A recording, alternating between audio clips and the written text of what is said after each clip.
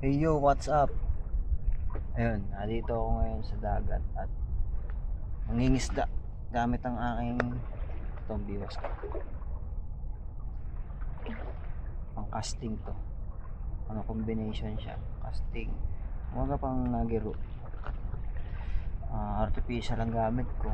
Ngayon high tide na. Tumigil na ako gawa ng nakamit na nung dagat yung pinakataas niya. Pagka ganun, tigil na ang isda. Pagka nakuha niya na yung pinakang maximum level niya. Kailangan na dito pa lang sa bago pa lang pataas, dun ka na namimiwas na dito ka na, nakaset ka na dito. Yun yung oras ng pamimiwas ko dito. Tapos madaing barko dito kaya hindi ganong ano yun ng isda, nagbubulabog sila. Tampay ang hangin, magandang mamiwas, tag-init na, Marso. Medyo papataas na yung weather na para pumasok na yung tag-init.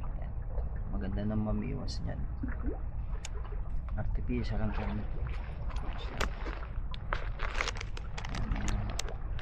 Ano ko? Ang mga bait ko. Artificial bait. Meron akong pantop. Tapos meron din ako sa underwater. Yun. Minsan gumagamit ako ng mga bulate, hipon. Pagka yun ang gusto kong target na isda, yung mga maliliit na isda.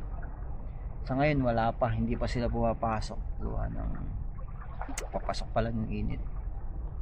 Yan. Sa gabi pusit. Yun.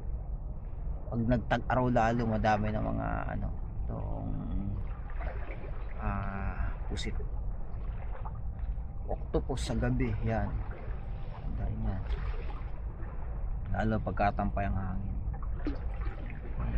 Pakita ko sa inyo yung pamiwas ako. Yan ang pamiwas ako. Daing barko. Mga barko yan. Kaya hindi talaga dito ang nakita nyo walang mangingisda dito. Na dun lahat. Dun, hindi dinadaanan ng barko yung lugar na yun dun sila. Yan. Ganyan ang sistema ng pamimiwas dito. Ayun. Ngayon, pupunta ako sa ibang lugar para maghanap ako ng spot para sa aking mga videos. Yun lang.